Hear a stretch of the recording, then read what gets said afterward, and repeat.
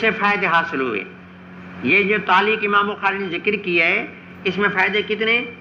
3. ایک تو یہ کہ مالک نے روایت عمر بن یحییٰ سے جو بیان کی ہے اس میں وہ مالک کی روایت عن کے ساتھ ہے، اور اس میں وہیب کی روایت عمر سے تحدیث کے ساتھ ہے.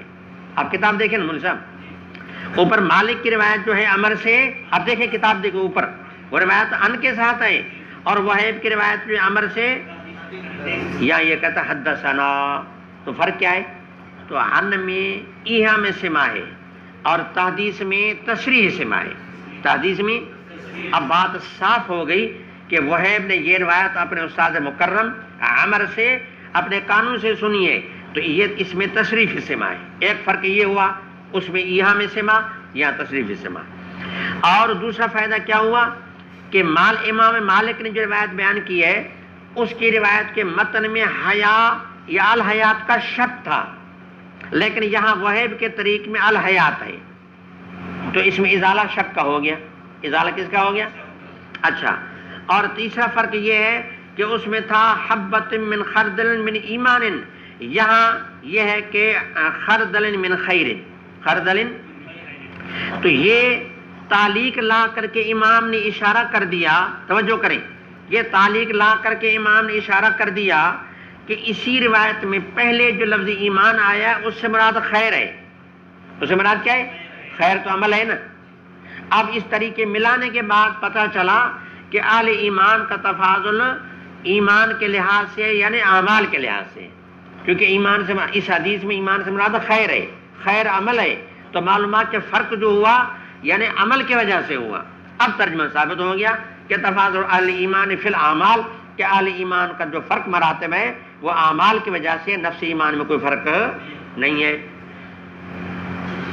ساتھ میں اس میں مرجع کی تردید بھی ہو گئی کہ مرجع کہتے ہیں کہ بھائی یعنی یہ ہے کہ آدمی کو عمل کوئی فائدہ نہیں دے گا اور طاعت میں کوئی فائدہ نہیں، معصیت میں کوئی نقصان نہیں.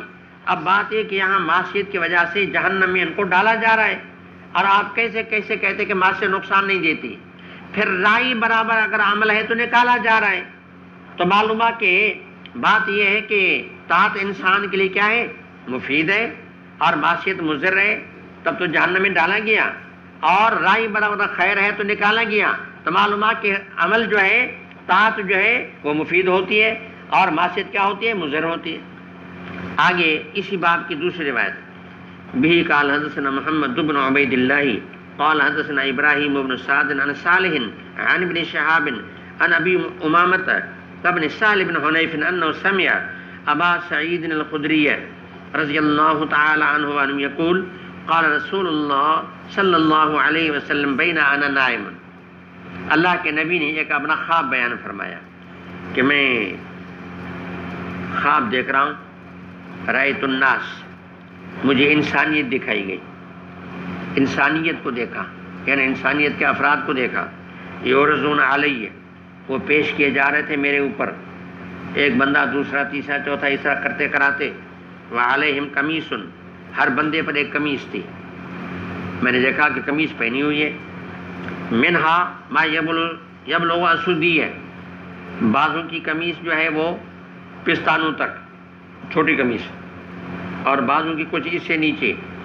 کرتے کراتے جب عمر بن الخطاب رضی اللہ تعالی عنہ میرے سامنے پیش کیے گئے، وعلیہ قمیص، میں نے دیکھا کہ اس پر ایک قمیص ہے کہ وہ اتنی لمبی ساری ہے کہ اسی کے قد و قامت سے زیادہ ہے، اور یہ یوں جو گھوم رہے ہیں تو اس کو گھسیٹتے ہوئے جا رہے ہیں، اس کو گھسیٹ رہے ہیں، تو مانا اتنی لمبی قمیص ہے. اور قالوا فما عملت ذالک یا رسول اللہ، اس کی تعبیر کیا ہے؟ اس کی فرمایا تعبیر اس کی دین ہے. اب یہ خواب ہے اور اس میں یہ بات بتائی گئی کہ بندوں کی، میں نے دیکھا کہ ان کے اوپر قمیص تھی، پھر قمیص کی تعبیر دین سے کی گئی. تو دین اس سے معلوم ہے کہ مسلمانوں کا، اہل ایمان کا، یعنی اہل ایمان کے قمیصوں میں فرق ہے. قمیصوں میں فرق ہے مانا ان کے دین میں فرق ہے، ان کے دین میں فرق ہے مانا اعمال میں فرق ہے. معلومہ کہ اہل ایمان کا اگر فرق ہے تو وہ اعمال کی وجہ سے، نفس ایمان کی وجہ سے کوئی فرق کیونکہ دین اور یعنی ایمان امام کے نزدیک ایک ہی ہے۔ تو بہرحال یہاں پتہ چلا کہ ان کی دیانت اعمال کی وجہ سے فرق ہوا۔ جب فرق ہوا تو فرق جو ہے اعمال کی وجہ سے ہوا، باقی نفس ایمان تو برابر ہے۔ اچھا، باقی ایک بات یہ کہ یہاں یہ ایک شبہ ہو سکتا ہے کہ مانا حضرت عمر کی لمبی قمیص تو یہاں دکھایا گیا، کئی سارے لوگ دکھائے گئے، تو اس میں یہ تعریف حضرت عمر کی ہو گئی کہ مانا سب سے زیادہ لمبی قمیص گھسیٹتے ہوئے جا رہے تھے، سب سے زیادہ لمبی قمیص حضرت عمر کی ہو گئی، تو اس کے معنی ابوبکر صدیق بھی دکھائے گئے ہوں گے، اس کی اتنی لمبی قمیص نہیں ہوگی۔ اس سے بظاہر شبہ یہ ہوتا ہے کہ حضرت عمر جو ہے ابوبکر صدیق سے بھی افضل ہے، حالانکہ امت کے اجماع کی بات خلاف ہے کہ سب سے جو افضل ہیں وہ ابوبکر صدیق رضی اللہ تعالیٰ عنہ ہیں۔ تو اس کا جواب یہ دیا گیا کہ یہ جو خواب میں دکھایا گیا ہے تو مانا یہ تقسیم کے اندر حصر نہیں ہے کہ مانا صرف یہ دکھائے گئے، کچھ اور بھی ہوں گے، لیکن یہاں جو جن کا ذکر اللہ کے نبی نے کیا ان میں حضرت عمر ہیں، ورنہ اس میں بند نہیں ہے، ہو سکتا ہے کچھ اور بھی ہوں۔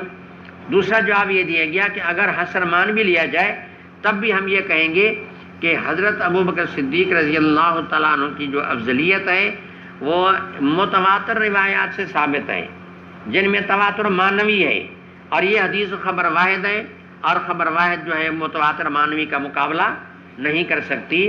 اور اگر ہم یہ کہیں کہ ابوبکر صدیق کی فضیلت کی جو روایت ہے وہ متواتر اگر نہیں ہے، ہم اگر مان لیں کہ متواتر نہیں ہے، خبر واحد ہے، یہ بھی خبر واحد ہے، تو پھر بھی تعارض ہوگا۔ جب تعارض ہوگا تو ترجیح پھر بھی اسی بات کو ہے کہ ابوبکر صدیق رضی اللہ تعالیٰ عنہ حضرت عمر سے پھر بھی افضل ہے، کیونکہ اس پر امت کا اجماع ہے، اور اجماع جو ہے وہ قطعی دلیل ہے۔ یہ حدیث خبر واحد ہے، یہ ظنی دلیل ہے، ظنی کے مقابلے میں یعنی جو ہے قطعی دلیل کیا ہوتی ہے؟ ترجیح ہوتی ہے۔ تو بہرحال یہ ایک اشکال تھا جس کا جواب میں نے عرض کیا۔ اس کے بعد آگے پھر باب رکھا الحیاء من الایمان، کہ حیا بھی ایمان ہے۔ حالانکہ اوپر روایت ایک آئی ہے کہ ایمان کی کئی شاخیں ہیں، کئی شعبے ہیں، لیکن سب کو چھوڑ کر صرف حیا کو ذکر کیا، کیونکہ حیا ایک ایسا جامع معنی ایمان کا شعبہ ہے کہ وہ صرف ایک نہیں کئی شعبوں کو جمع کر لیتا ہے، اس لیے خصوصیت کے ساتھ اس کا ذکر کیا کہ حیا ایمان سے ہے، معنی حیا ایمان کا جز ہے۔ پھر حیا میں فرق مراتب ہے تو یزید و ینقص بھی ہے، یا یوں کہیں کہ حیا ایمان سے ہے، معنی حیا جو ہے وہ ایمان کا اثر ہے اور ایمان کا تقاضا ہے، یا پھر یوں کہیں کہ معنی صرف ایمان اوپر کے 5 اعمال میں بند نہیں بلکہ ان میں سے ایک حیا والا جو عمل ہے یہ بھی ایمان کا جز ہے۔ تو بہرحال یہ ساری تو